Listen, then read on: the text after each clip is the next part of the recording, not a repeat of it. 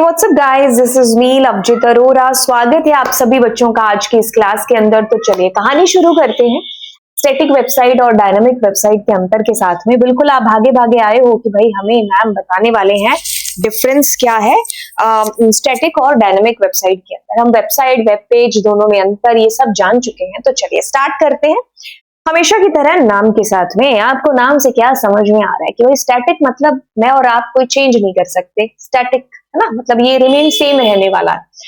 जब हमने इसको वेबसाइट के साथ लगा दिया तो यानी कि ऐसी वेबसाइट्स जिनमें कोई चेंज नहीं हो सकता, राइट।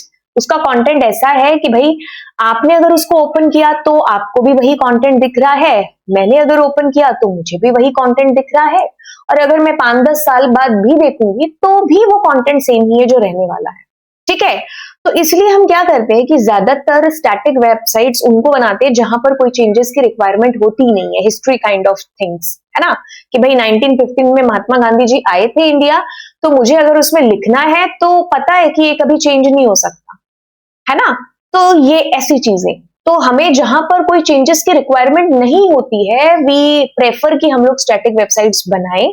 एंड अब इसको एक बार देखते हैं ना, किताबी भाषा के साथ में हम इसको रिलेट करते हैं। कहते हैं कि static web page is a web page whose content remain the same for all the users and does not change automatically। आजकल जितनी भी वेबसाइट्स आप देखते हो, जितनी भी मतलब अधिकतर या ज्यादातर, है ना, तो उनमें क्या होता है कि तुमने अगर उसको ओपन किया तो वो तुम्हें तुम्हारे अकॉर्डिंग, जैसे मान लो मैं Amazon ओपन कर रही हूँ, है ना, तो मेरी पास्ट हिस्ट्री के अकॉर्डिंग वो मुझे मेरे ही तरीके के प्रोडक्ट्स हैं जो रेकमेंड करेगा। आपने ओपन किया तो आपको आपकी पास्ट हिस्ट्री के अकॉर्डिंग आपको कोई प्रोडक्ट है जो रेकमेंड करेगा।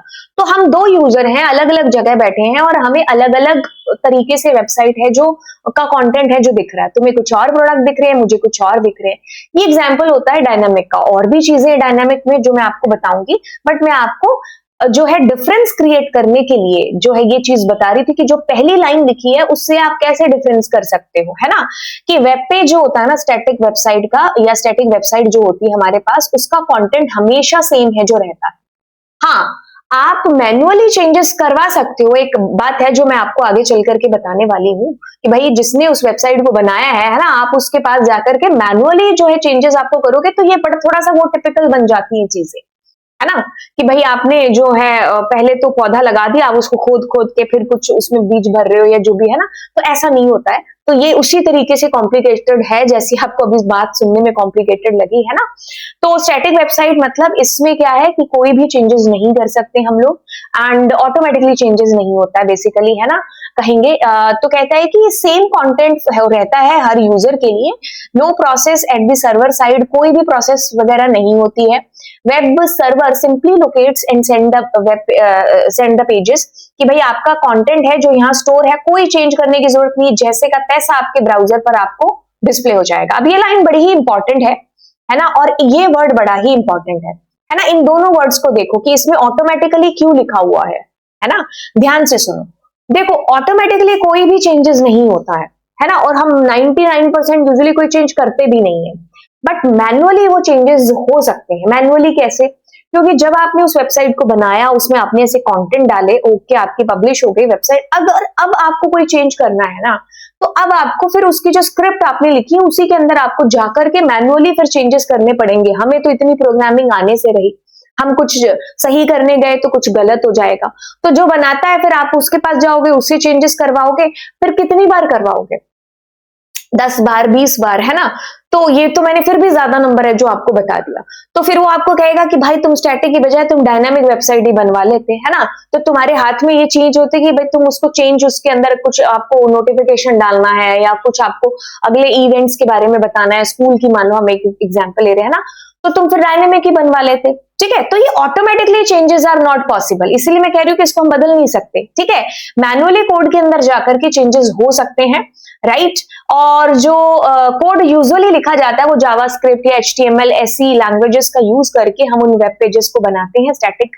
और इसका जो एक्सटेंशन रहता है HTML या HTML रहता है, आप भी याद करो आपने 6, 7, 8 में HTML पेजेस बनाए होंगे। तो वंस अगर आप उसको बना चुके हो और दिखा कि भाई आपका जो फोटो थी वो लेफ्ट की जगह राइट में आ गई, तो अब वहां पर कोई चेंजेस नहीं हो सकता। आप क्या करते थे, आप अपने कोड में, स्क्रिप्ट में जाकर के चेंजेस करते थे।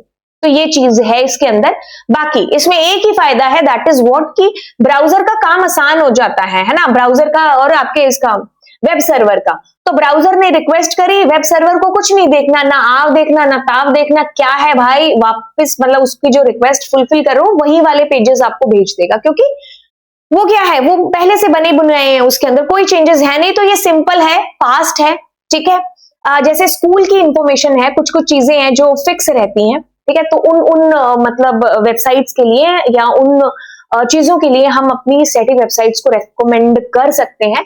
बाय द वे, आप आजकल तो बहुत कम है जो देखोगे, हमें ज्यादातर 99% डायनेमिक वेबसाइट्स ही है जो मिलती हैं, ठीक है। देखिए क्या है डायनेमिक वेबसाइट्स, क्या है, is a web page. Dynamic website का जो वेब पेज होता है is a web page whose content may change for different users और एट डिफरेंट टाइम्स। अब आप मान लीजिए फ्लिपकार्ट या अमेजोन पर जाते हो, कह रहे हैं कि भाई 15 तारीख से सेल आ रही है, आप 3 महीने बाद जा रहे हो तो वो उस सेल का कंटेंट बताएगा। तो टाइम के दौरान आपको अलग अलग कंटेंट दिख सकता है ना।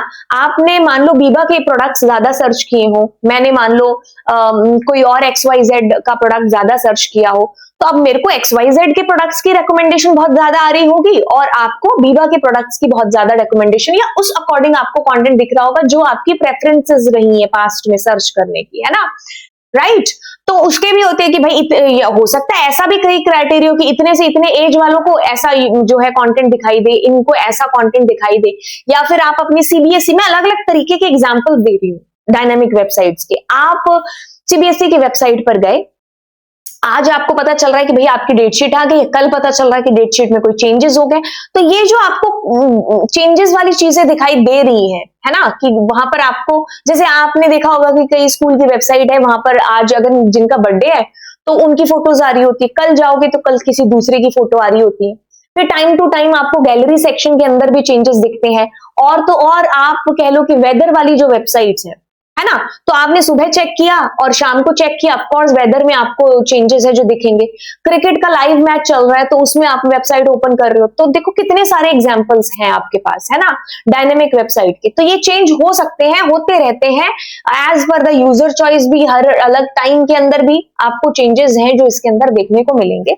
यूजर की चॉइस के ऊपर कंटेंट है, डेटा टाइम के ऊपर जो है डिपेंड करता है।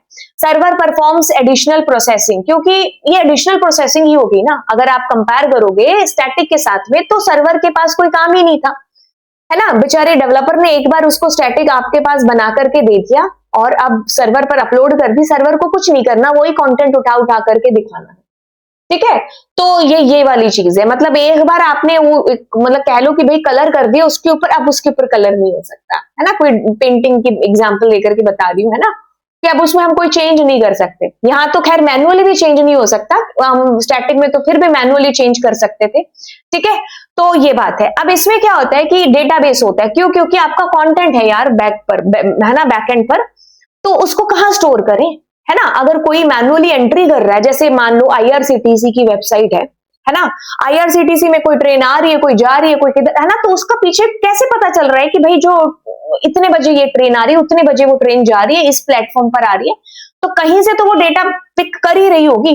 तो भाई वेबसाइट जो है हमारी, वो पीछे उसके जो है बैकएंड के ऊपर डेटाबेस है जो होता है, एंड कंटेंट जो होता है वो आपका अपडेट हो जाता है ऑटोमेटिकली, ठीक है। आपने अभी ओपन की तो 5 मिनट बाद आपको चेंजेस है जो उसमें रिफ्लेक्ट हो जाएंगे, क्योंकि उसके डेटाबेस में चेंजेस है जो हुआ होगा, है ना।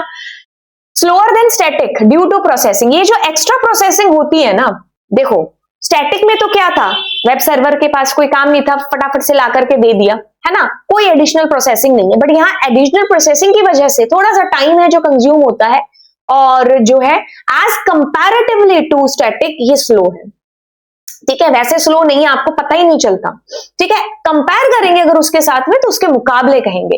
Created using JavaScript, PHP, ASP.NET, Python, इन सब का यूज करके हम अपनी डायनेमिक वेबसाइट्स को बना सकते हैं।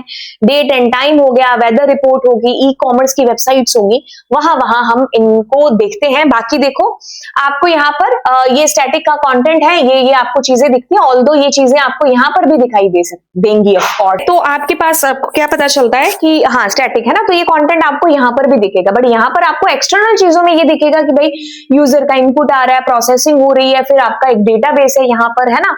तो यहाँ पर आपके जो चेंजेस होंगे वो बिल्कुल सर्वर जो है वो अपडेशन मतलब लेगा, और आपको एक्स्ट्रा प्रोसेसिंग के लिए टाइम भी है जो चाहिए, मतलब आपको का मतलब है सर्वर को, है ना। तो बस उसी जो आप कह लो चेंजेस की वजह से, डायनामिक नेचर की वजह से जो है एडिशनल प्रोसेस हो जाती है।